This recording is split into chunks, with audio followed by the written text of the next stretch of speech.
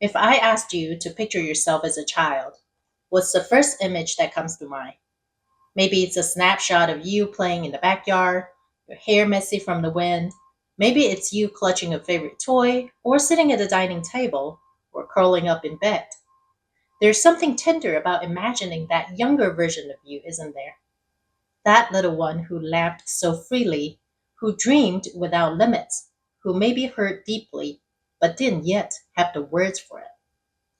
We all carry that child within us, the part of us that first learned what love felt like and what it didn't, the part that formed beliefs about safety, worth, and belonging long before we could even spell those words.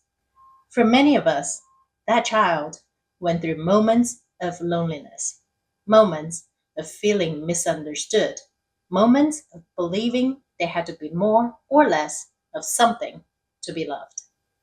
And those moments didn't just vanish when we grew up, they stayed, not to punish us, but because they were never fully seen. The truth is, so many of the walls around our hearts today were built by that child.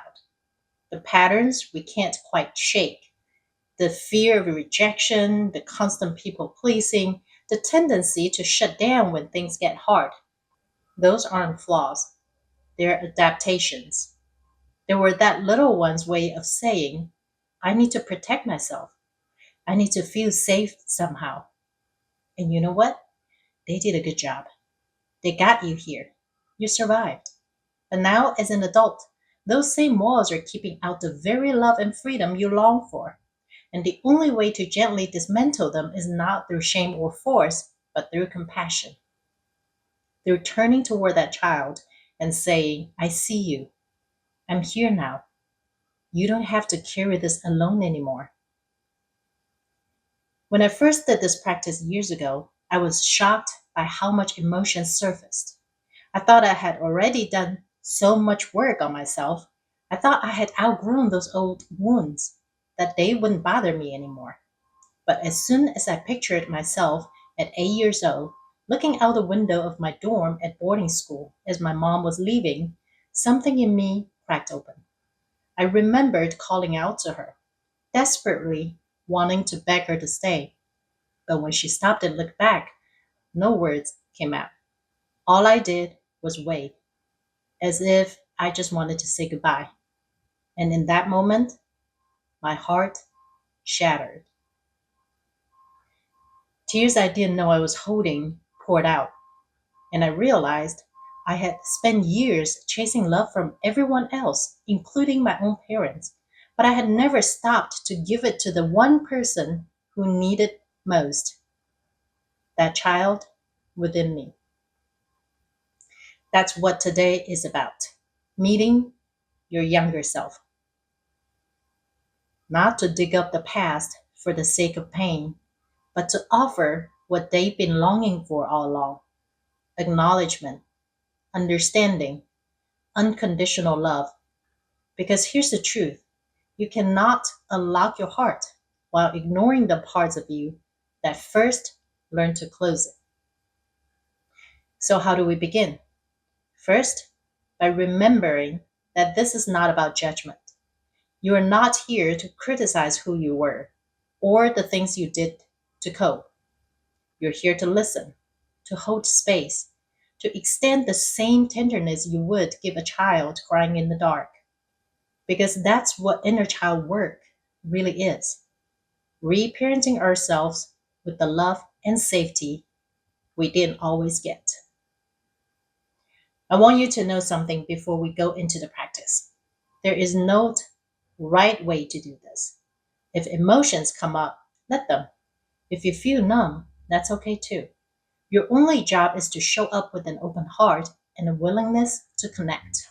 And as always, if it triggers any traumatizing experiences you had, please just drop it and get support from a mental health professional. Always listen to your body, okay? Because your body knows what's best for you. Now let's move into the challenge for today. You're going to write a letter to your younger self. But before you start writing, I want you to really see them.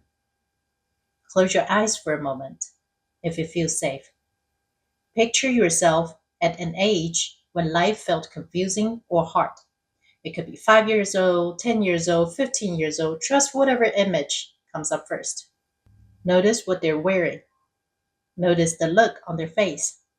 Notice where they are.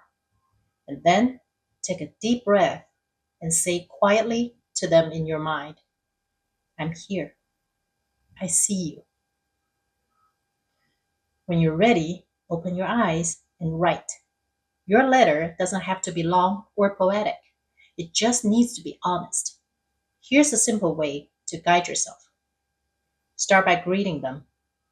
You can say, hey, little one, or dear 8 year old Rachel, etc. Tell them what you admire about them.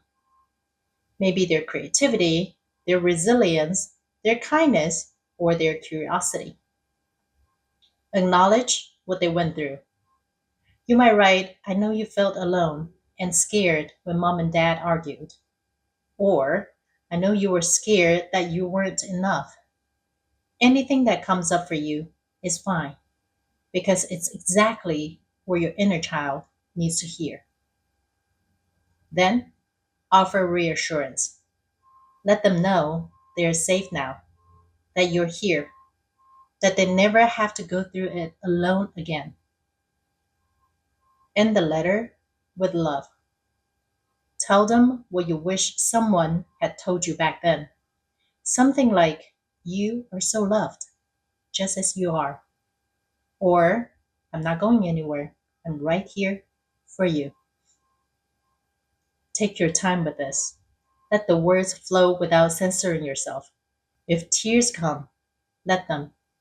If laughter comes, let that too. This is your moment of reunion. And if writing feels too hard right now, you can also record a voice note instead. The medium doesn't matter, the intention does. And here's something powerful. When you finish, read it out loud to yourself. Let those words land. Because the truth is, they're not just for the child you were, they're for the adult you are now. The part of you that still wonders if you're enough, that still longs to feel safe, that still needs to hear you are loved. This might seem simple, but I promise you, it changes things. When you begin to heal your relationship with your inner child, you soften in ways you didn't think were possible. You stop expecting the world to give you what you can now give yourself. And from that place, you lead with love for yourself and for others. Tomorrow, we'll continue exploring the landscape of healing. But for today, sit with this letter, hold it close, and if you feel comfortable, put your hand on your heart and whisper, I've got you now. Because you do.